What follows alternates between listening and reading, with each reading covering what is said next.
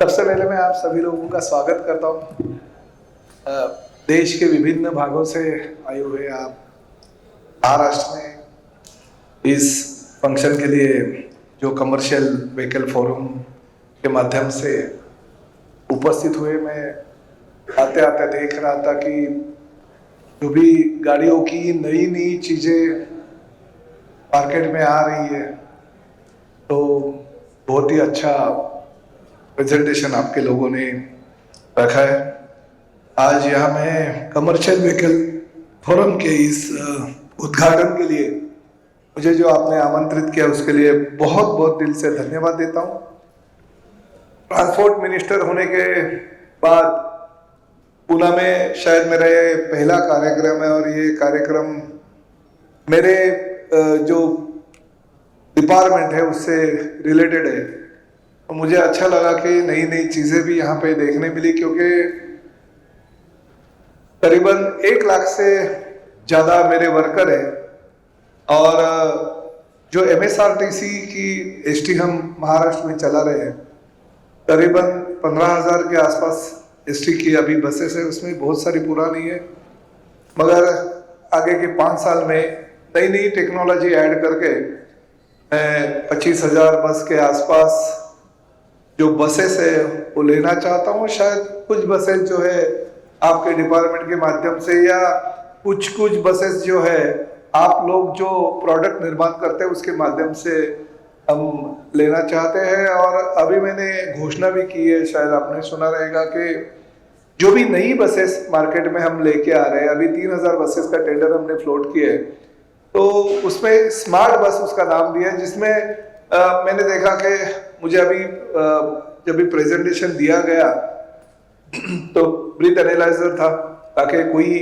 Driver अगर बैठेगा तो उसे अगर नींद आई तो मालूम पड़ेगा पीछे वालों को, वो अगर दारू पी के बैठा रहेगा तो भी मालूम पड़ेगा कि ये दारू पी के बैठा है या ड्रग लेके बैठा है, या कुछ चीज़ें जो है जिसकी वजह से पैसेंजर को तकलीफ हो सकती है, या पैसेंजर को जो उनकी सिक्योरिटी है उसमें अगर तकलीफ आ सकती है। तो ऐसी चीज़ें हम बिठा के नई बसेस ले रहे हैं, जिसमें GPS सिस्टम हो, 5-6 इंटरनल कैमरा हो, ताकि भविष्य में कुछ महिलाओं को लेके दुर्घटना नहीं होनी चाहिए बसेस में। क्योंकि आप ये पुणे है, कुछ 2 महीने पहले ही स्वारगेट में बहुत ही बड़ी दुर्घटना घटी थी और एक हमारी जो महिला थी उसके ऊपर अत्याचार हुआ था। तो ऐसी घटना बंद बसेस होने के बाद में कोई भी अंदर जाएगा और कुछ गलत काम करेगा तो हमारे राज्य के लिए घातक है, महिलाओं के लिए असुरक्षित है।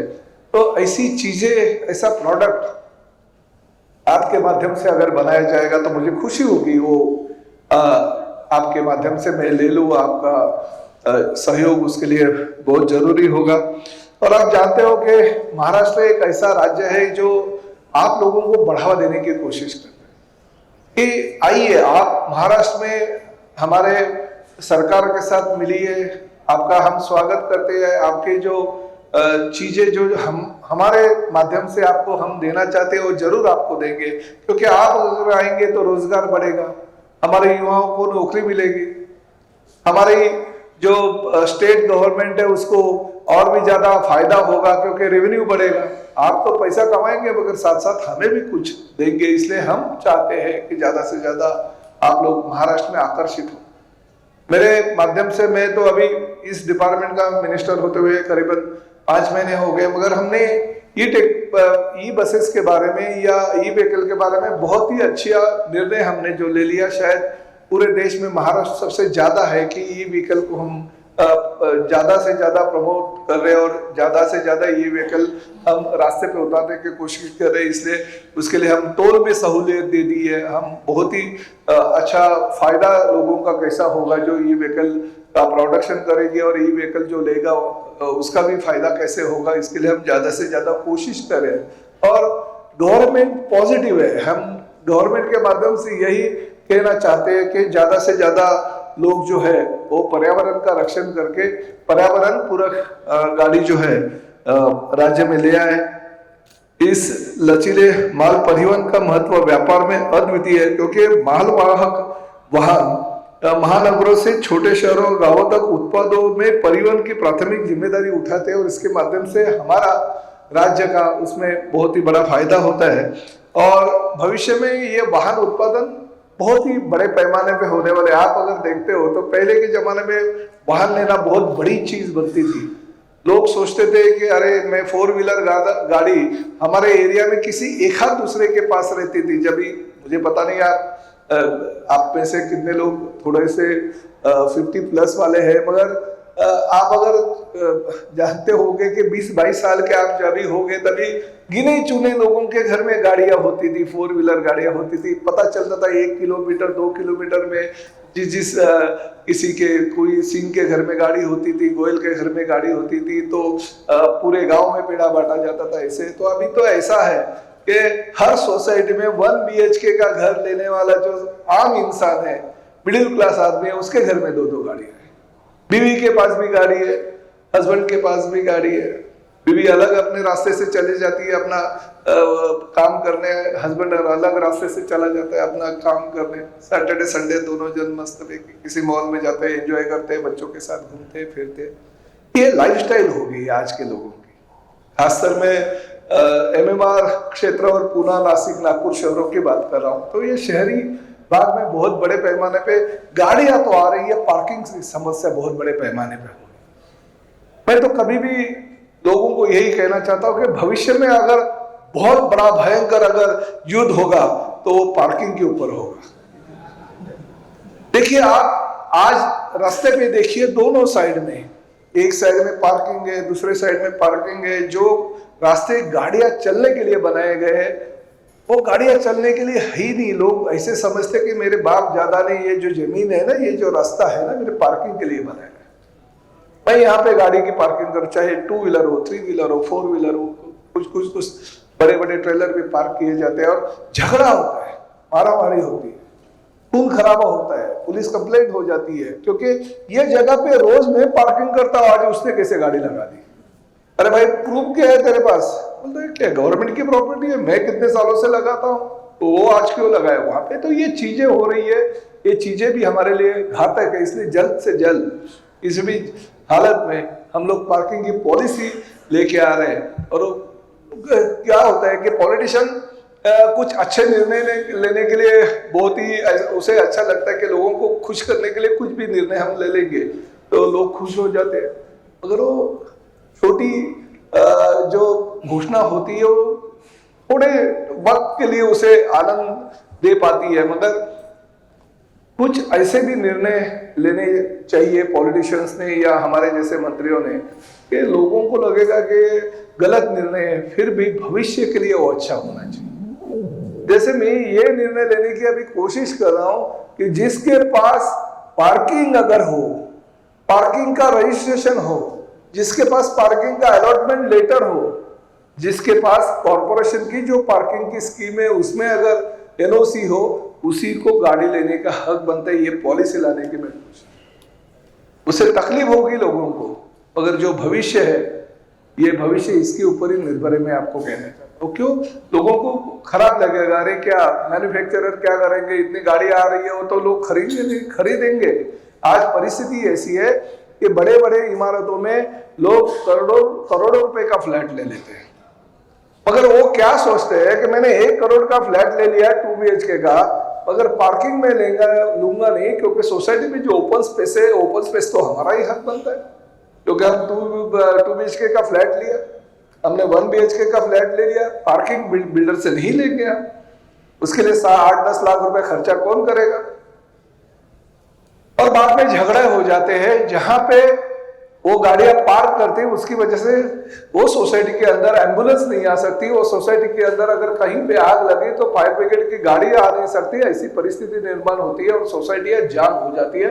अगर वो सोसाइटी में जगह नहीं मिले तो सोसाइटी के पास के जो रोड रहते हैं वो 9 मीटर के रहते हैं, 12 मीटर के रहते हैं, 18 मीटर के रहते हैं, वो दोनों साइड में गाड़ियां पार्क कर देते हैं, ऐसे समझते कि ये हमारी मालिकी है। तो ये चीजें अगर नहीं होनी चाहिए तो पार्किंग पॉलिसी इस राज्य में, खासकर जो शहरी भाग है, मैंने पहले ही कहा था कि नागपुर और नासिक, पुणे और MMR मुंबई से जुड़े हुए सभी शहरों में लाने की जरूरत है और उसमें आप लोगों का बहुत ही बड़ा सहयोग हमें चाहिए।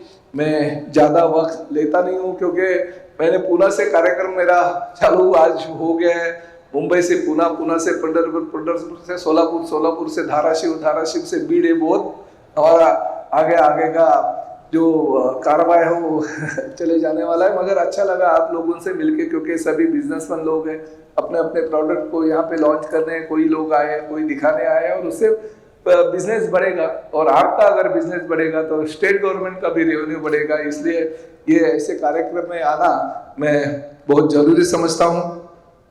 मैं आप सभी लोगों को धन्यवाद देता हूँ, मुझे आपने आमंत्रित किया और सुन लिया, चाहे अच्छा लगे आपको या थोड़ा बुरा लगे, मगर कुछ चीजें जो है गवर्नमेंट का रिप्रेजेंटेटिव होने के नाते मुझे तो आपके सामने कहना ही पड़ता है कि जो जो चीजें हम ले आ रहे हैं वो जरूरी इस राज्य के लिए है। और खासकर मैं आप लोगों को न्योता भी देता हूँ इस राज्य का ट्रांसपोर्ट मिनिस्टर होने के नाते कि आप लेके आइए, ऐसे प्रोडक्ट लेके आइए जो हम हमारे डिपार्टमेंट में भी काम ले आ सके। क्योंकि हमारे देखिए, मेरा जो डिपार्टमेंट है राज्य का 5वां ऐसा डिपार्टमेंट है जो रेवेन्यू सबसे ज्यादा देने वाला है। यानी करीबन 15,000 करोड़ रुपए हम 24-25 तक दे रहे थे, अभी करीबन 70,000 to 80,000 करोड़ हम इस स्टेट गवर्नमेंट को RTO डिपार्टमेंट के माध्यम से हम देने वाले हैं। तो इस रेवेन्यू का जो जनरेट जहां से होता है वो आपके डिपार्टमेंट के माध्यम से सबसे ज्यादा होता है। तो आप बहुत बड़े योगदान देने वाले लोग यहाँ पे बैठे हैं। तो आपका भी जो मांग था सरदार जी वो जल्दी पूरा होगा, मैंने तो साइन करके भेज दिया है। देखो, जब भी कुछ देना होता है तभी तालियां तो बहुत बजती है। अभी इतना 10 मिनट मैं भाषण दे रहा था तभी तालियां नहीं बजी, मगर वो जो नाके बंद होने वाले हैं तो बराबर तालियां बजनी चालू हुई। तो ठीक है, इसलिए मैंने बोला कि एंड में तालियां चाहिए थी, इसलिए एंड में वो वर्ड मैंने बोला।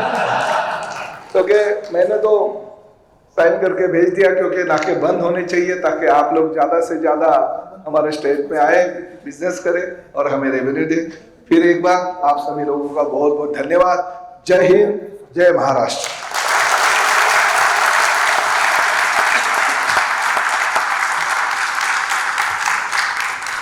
माननीय मंत्री जी, सबसे पहले मैं आपका बहुत बहुत शुक्रिया अदा करना चाहूँगी कि आज आप यहाँ आए, हमारे जनता जनार्दन को संबोधित किए और इस कार्यक्रम की शोभा बढ़ाई। एक बार जोरदार तालियां हो जाए एवरीवन हमारे माननीय मंत्री जी के लिए। All right, to take the program ahead, can I please request Mr. Rohit Dewan, Portfolio Director of CBF, to please come on stage and present a bouquet to our Honorable Minister of Transport, Maharashtra, Shri Pratap Sarnaik ji. This is a token of appreciation for gracing this occasion with his presence. Thank you so much, Sir ji, for coming today and for beautifying this conference with your beautiful presence. Let's have a big round of